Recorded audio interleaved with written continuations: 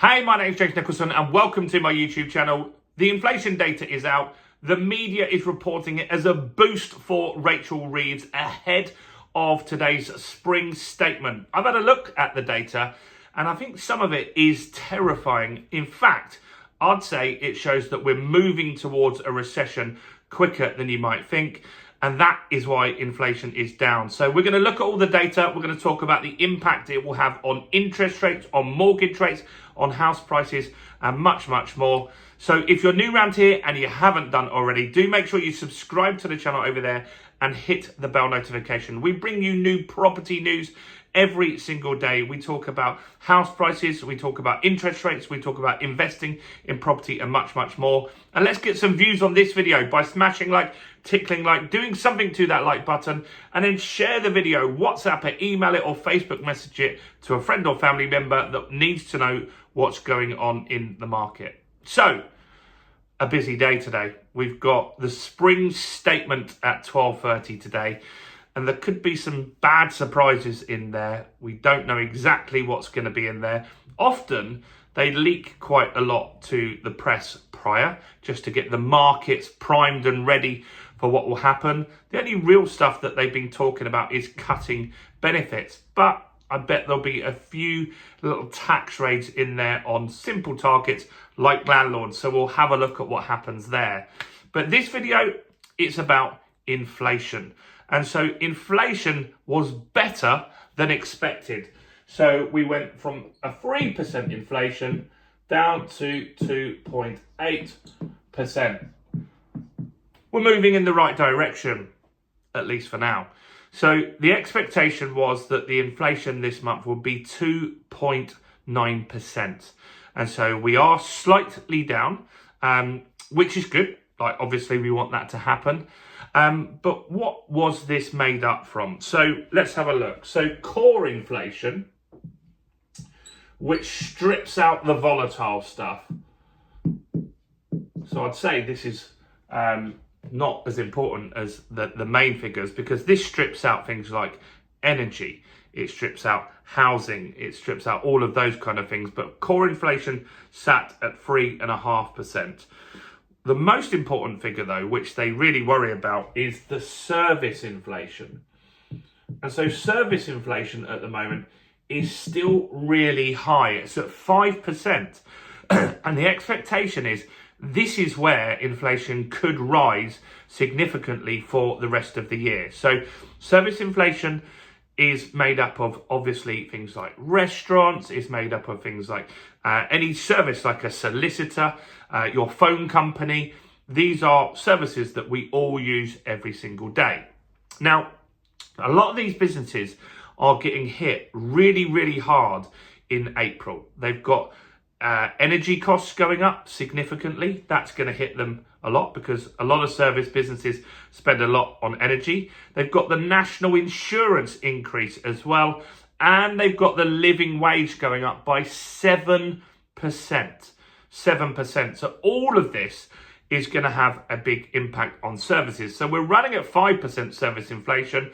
And with surveys that lots of places have done, most businesses are looking at putting their prices up just because they can't afford to operate, or they'll lose money keeping them where they are. So that indicates that going forward, you're going to see service inflation likely rise. And that is something that the Bank of England talked about a lot last year. They were keeping an eye on the service inflation running high, and it's not really coming down, and it's expected to go up even more. So that's something to keep an eye on. Now, we're very likely going to go into stagflation, which means low economic growth or negative economic growth and high inflation.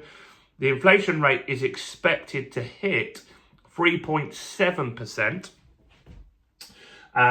So the expected inflation is looking at 3.7% by the autumn of this year. So no real respite for people. This has taken such a long time for people to get any support on this, and it's really, really frustrating.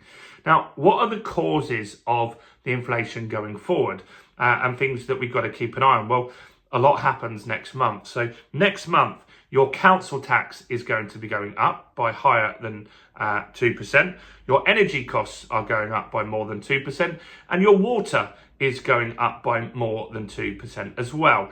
Now, these aren't things that you can control. This is service side inflation, and you can't control that by spending less. And so this is really frustrating when the government and the prior government, I don't believe, really had any policies or did anything to bring this inflation down.